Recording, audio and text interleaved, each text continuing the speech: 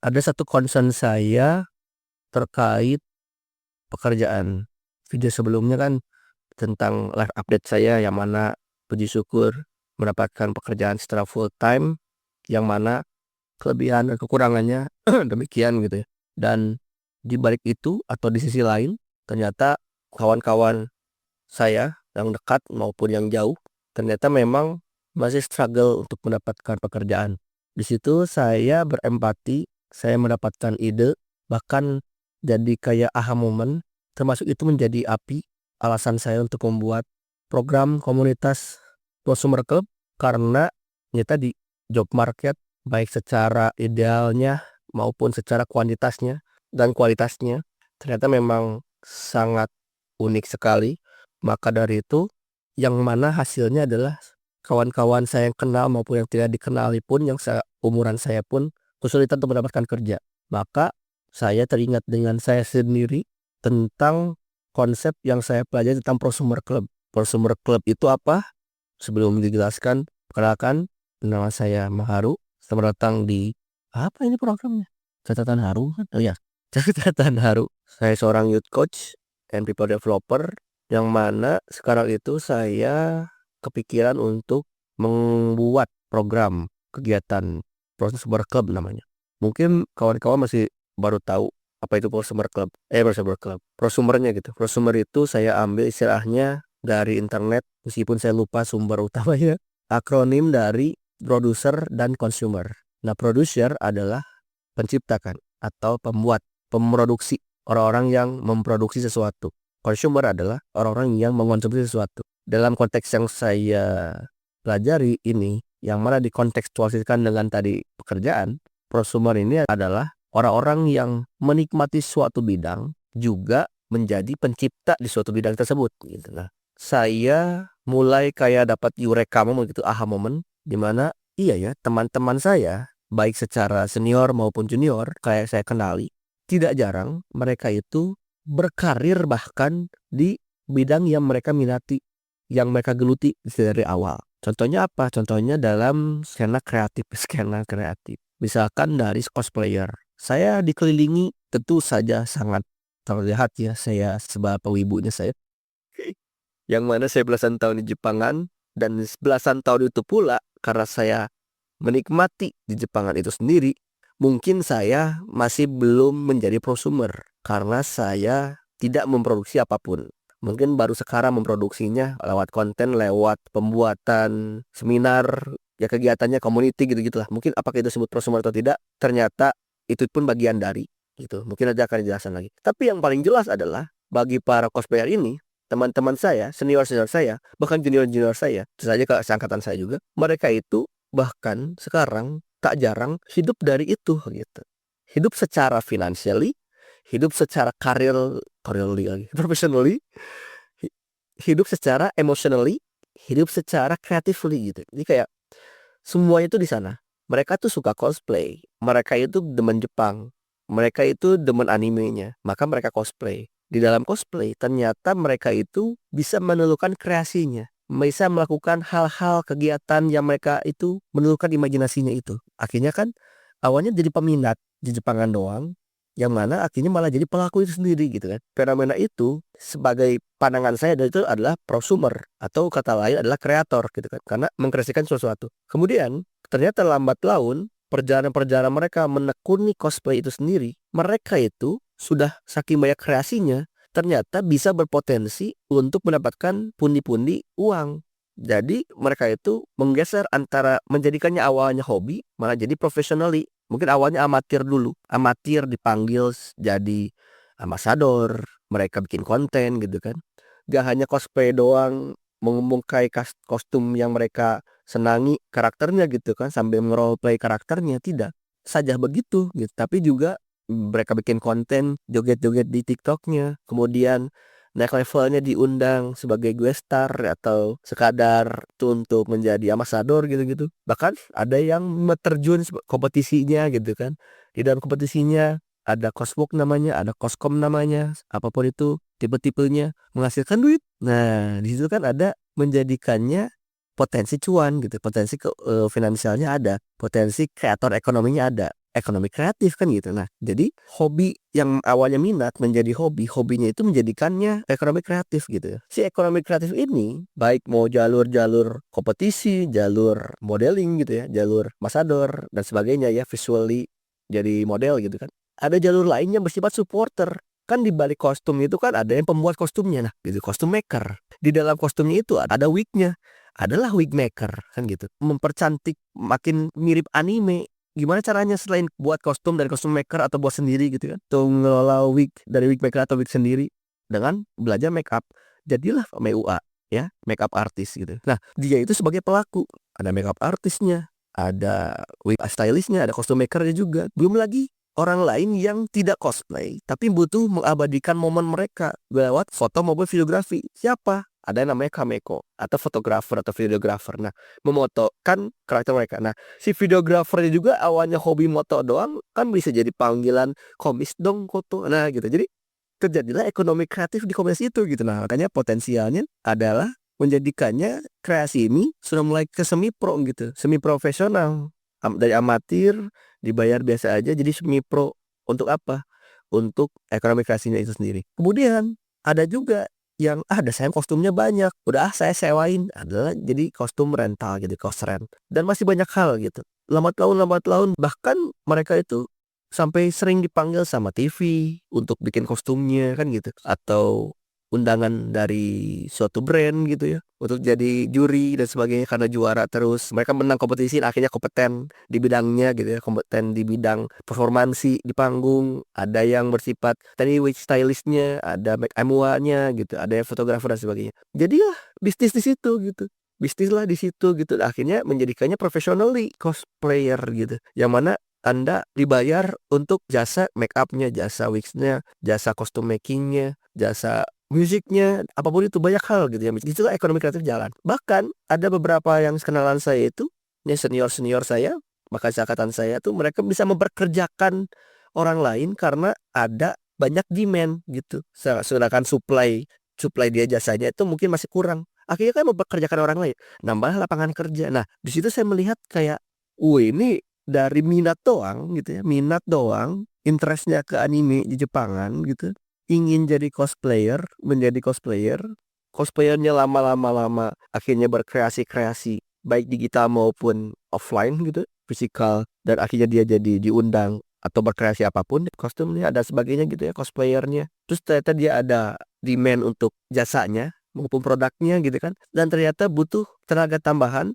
untuk berkarya bareng. Ya karena demand-nya banyak gitu. Jadi ada ekonomi kreatif yang jalan gitu. Nah, di situ saya melihat kayak, di satu sektor cosplay aja menghasilkan prosumer yang banyak, bahkan bisa menghidupi di situ gitu. Belum lagi sektor lain, sektor musik.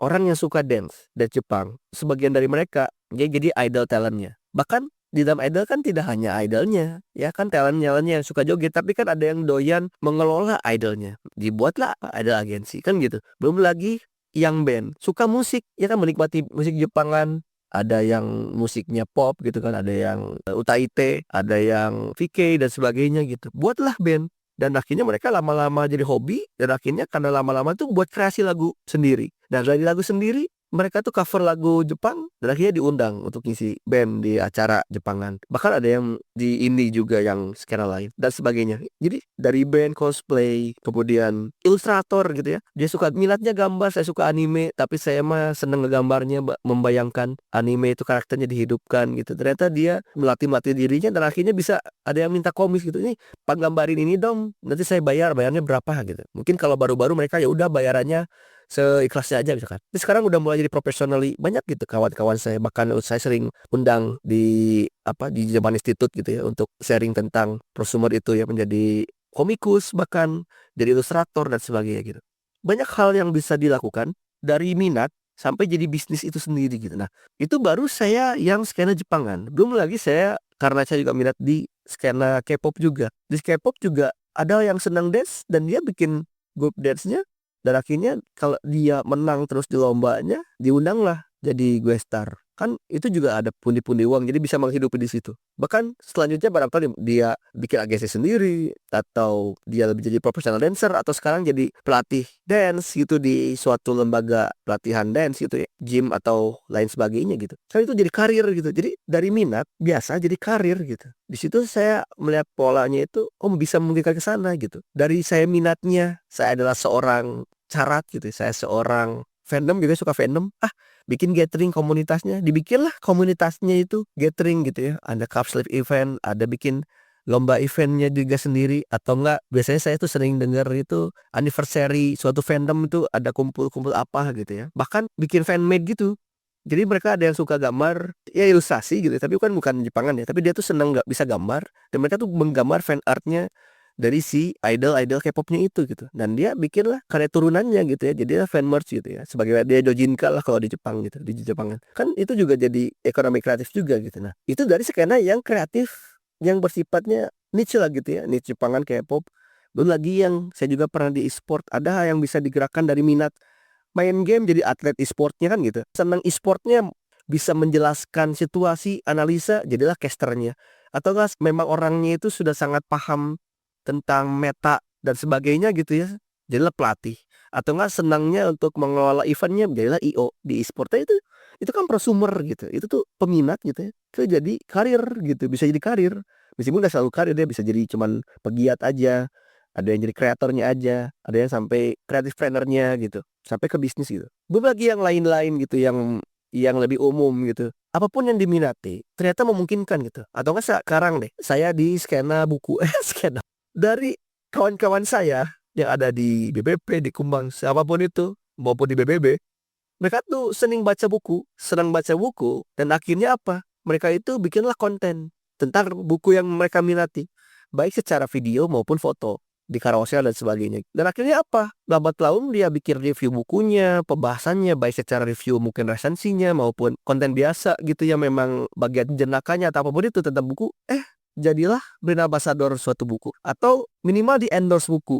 Ya ada kerjasama gitu untuk ada event apa dan sebagainya. Itu bulan ini banyak nih kawan-kawan saya yang tiba-tiba serentak untuk promosiin suatu event publisher gitu kan, penerbit buku. Itu kan bisa diundang gitu. Itu kan memungkinkan terjadinya ekonomi kreatif, pertukaran value di mana kamu sering review buku nih, bahas buku.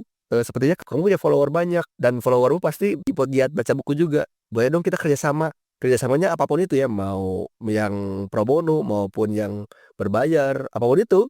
Kan terjadilah transaksi kan, kerjasama, kolaborasi. Belum lagi barangkali dianya sudah nge-review buku, lambat laun dia juga karena banyak yang baca buku, saya juga pengen nulis. Jadi penulis dari baca buku jadi penulis. Penulis bisa bikin bukunya indie, atau misalkan selain indie bisa lempar ke major penerbit gitu, dan sebagainya. Akhirnya, atau enggak kalau nggak jadi penulis, nge-review jadilah narasumber. Gimana caranya untuk bisa bikin konten review buku, bikin dong teknisnya, webinarnya, seminarnya maupun workshopnya kan gitu.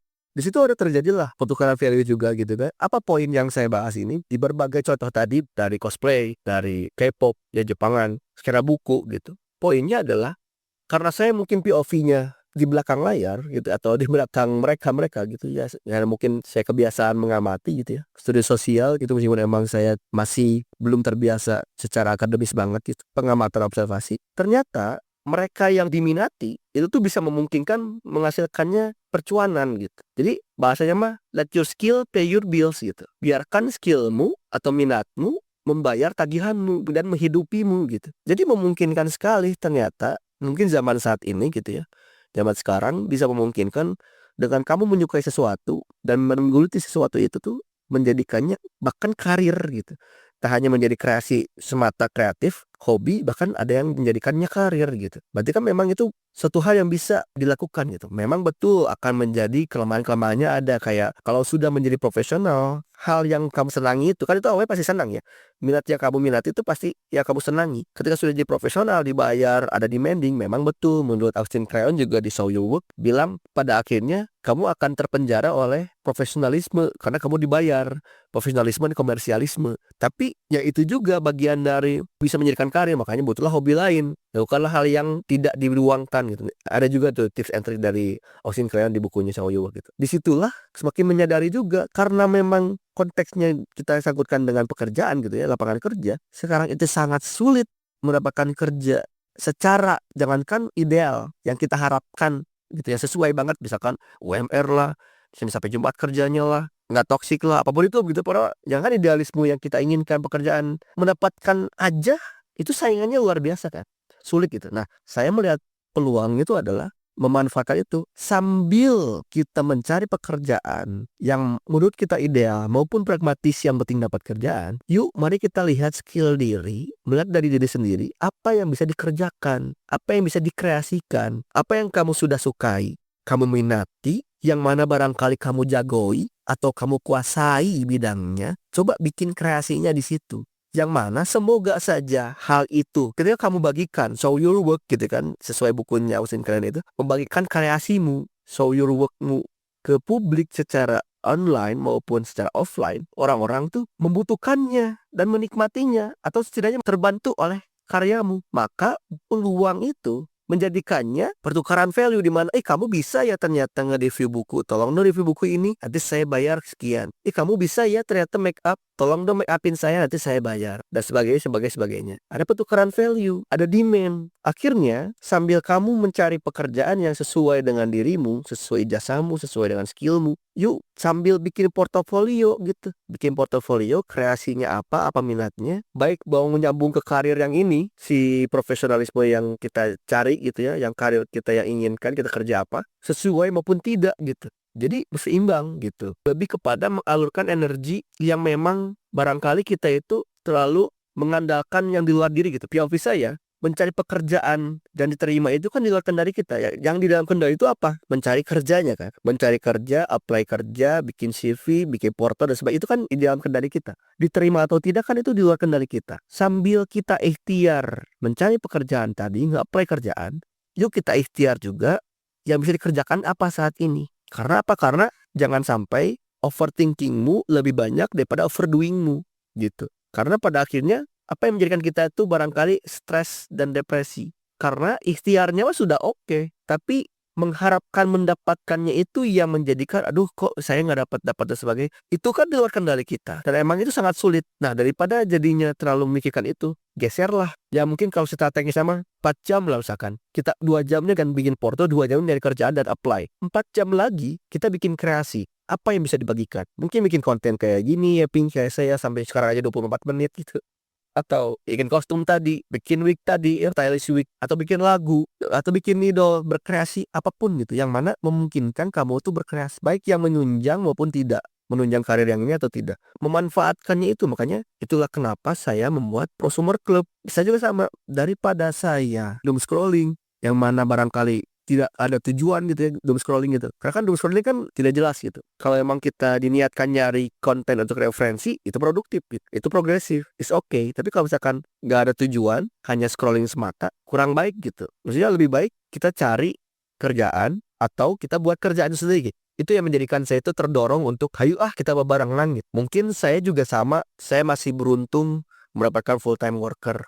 Masih beruntung saya tuh membuat komunitas sendiri, membuat solopreneurnya dengan cara coaching training gitu ya. Meskipun memang masih belum optimal, masih awal-awal, tapi kan banyak orang yang belum ada pekerjaan tetap maupun solopreneur itu sendiri, bahkan kreasinya apa bingung. Nah, disitulah saya tergerak karena ya tadi saya sebagai pengamat gitu ya, mengamati sosial, ditambah saya merasa ada skill, ada keterampilan, ada pengalaman untuk membuat komunitas, membuat event, diskusi seminar atau apapun itu, ya udah saya akan berkontribusi lewat itu gitu. Maka dari itu saya tuh ingin mendorong, menemani kawan-kawan, ayo pelan-pelan aja yuk gitu. Sambil kita ikhtiar cari kerja, juga kita berkreasi apapun itu. Maka dari itu diawalilah dengan saya membuat prosumer club yang mana saya niatnya sih setiap bulan ada gitu ya untuk diskusinya. Yang mana sekarang itu bikin dulu sama Mang Jaki gitu. Mang Jaki Joki itu adalah seorang pegiat K-pop yang mana seneng SM dari dulu sampai saya tuh selalu terngiang-ngiang dia tuh menceritakan SM gimana,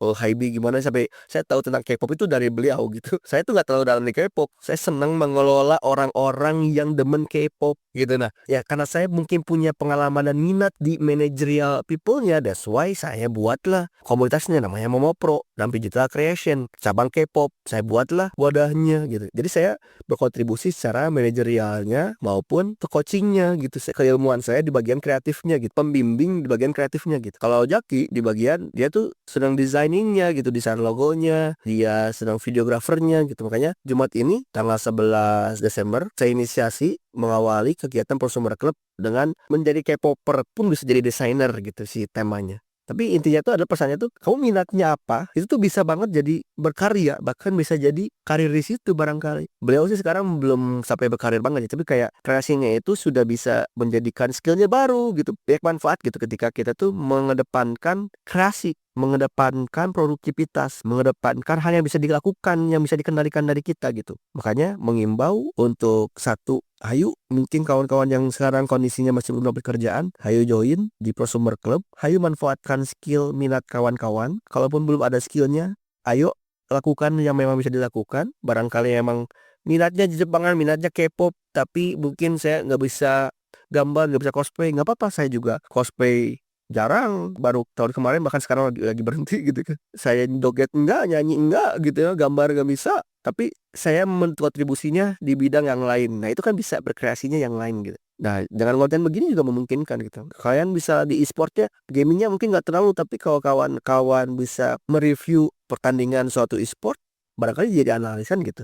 Banyak hal yang bisa dilakukan, yang penting berkreasinya itu loh. Jadi kayak menggeserkan energi kita dari pasif menunggu pekerjaan, menunggu wawancara dan sebagainya, jadi geser ke hal yang bisa kita produksi. Gitu aja sih tujuannya gitu. Yang mana semoga bisa jadi freelance gitu, bisa jadi nge-gigs, kreator ekonominya jalan.